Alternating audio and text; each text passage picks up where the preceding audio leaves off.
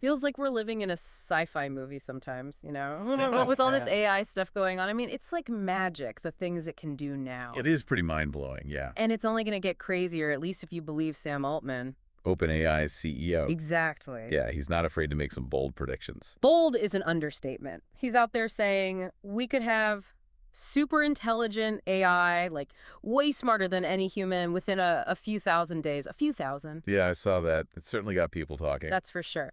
So we're taking a deep dive into all of this today, digging into his blog post, The Intelligence Age, and this really insightful piece from Bright.nl. Sounds fascinating. So let's start with the big one right off the bat. Superintelligence. What are we even talking about here? Well, it's not just about AI that can, like, beat you at chess or write a decent haiku. We're talking about something that's fundamentally different from human intelligence. Okay, so paint me a picture. What does that even look like? Imagine a problem so complex, so mind-bogglingly difficult, that it would take the world's smartest humans working together lifetimes to even scratch the surface. Okay, I'm with you. Super intelligent AI, that might be like a Tuesday afternoon for it. It just blows through those kinds of challenges. Wow. Okay, so less of a faster calculator and more of a completely different kind of intelligence altogether. Exactly. And Altman compares this potential AI revolution to some pretty major turning points in human history, right? He does. It's a pretty bold comparison. He puts it right up there with like the Stone Age, the Agricultural Revolution, the Industrial Revolution. He's calling it the Intelligence Age. Catchy. Right. But what makes this leap so different, so significant, at least in his view? Well, those other revolutions, they were about us humans coming up with new tools, new ways of doing things. This time, the tools aren't just helping us build faster or farm better. They might be able to think for themselves, learn, adapt, even outthink us. Okay, now that's a little unnerving. It is, isn't it? It's like we've suddenly got access to this power source we never even imagined before. Yeah. And we're still figuring out if it's going to power our cities or, accidentally blow them up. So we're talking about AI that could be smarter than us, huh? But how do we even get to that point? What's the magic ingredient here? Well, the key, according to Altman, is something called deep learning. Deep learning. Okay.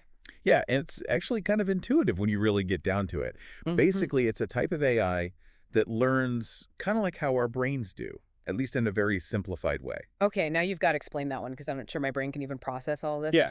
How does deep learning work? Give me the deep learning for dummies version. All right, so imagine you're teaching a kid how to ride a bike, right? Mhm. Okay, I'm picturing it. They're going to fall down a few times, they'll figure out how to balance, and eventually, through trial and error, they get it.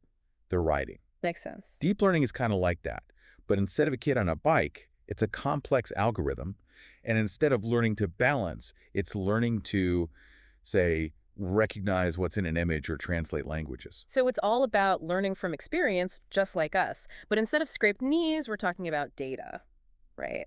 Exactly. We feed these deep learning algorithms Hmm. massive amounts of data. Think millions of images or texts or sounds. Wow. And they go to town chewing through all of it. And as they process all this data, they start to recognize patterns, they make connections, and they get better and better at whatever we're training them to do. That makes sense. And, when I was reading Altman's blog post, something he kept saying really stuck with me. He's really emphasizing that deep learning worked. Like he's saying it over and over. Why is that so important to him? Well, I think it's because for a long time, AI was all hype and no substance. Researchers were trying to hard code intelligence into machines, but it just wasn't working. Deep learning, this is a game changer. We finally have a way to build AI that can learn and adapt on its own. So it's not just that deep learning works, it's that it works in a way that's fundamentally different, way more elegant than what came before. Right. And what makes it even more exciting is that deep learning seems to get better the bigger it gets. More data, more computing power equals smarter AI. Okay, so we've got this incredibly powerful tool, this deep learning engine. But even with all of its potential, Altman's not naive about the challenges, right? He does say in that Bright.nl article that there are still some hurdles to overcome. Like what are some of the things that still need to be figured out? It's almost like we've stumbled upon this incredible new element, but we're still figuring out if it's best used for building spaceships or, accidentally blowing ourselves up. It's a pretty wild ride, that's for sure. And that brings us to the really big question, right? What does this all mean for us humans? Ullman's not just talking about some cool new gadgets. He's talking about a whole new era, a paradigm shift in how we live, work, and interact with the world. It's a whole new game. And it's a little mind-bending to think about what the rules are going to be. What's fascinating here is how Altman highlights the potential pitfalls of this rapid progress.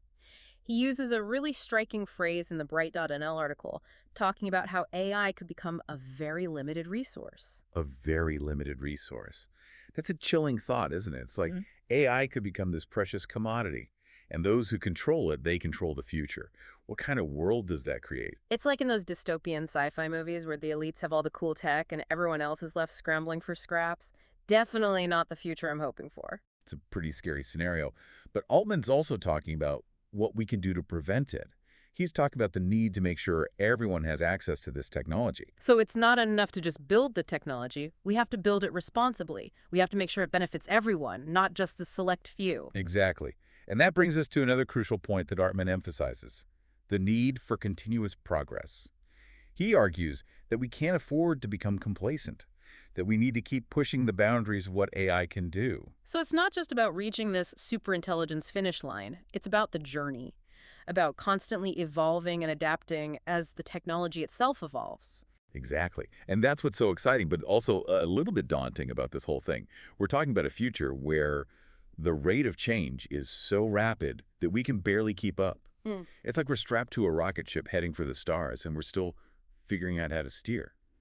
And as we hurtle towards this future, this intelligence age, as Altman calls it, it begs the question, what does it even mean to be human in a world where machines can potentially outthink us, outcreate us, maybe even outdream us? It's a question that philosophers have been grappling with for centuries, but AI forces us to confront it in a whole new light.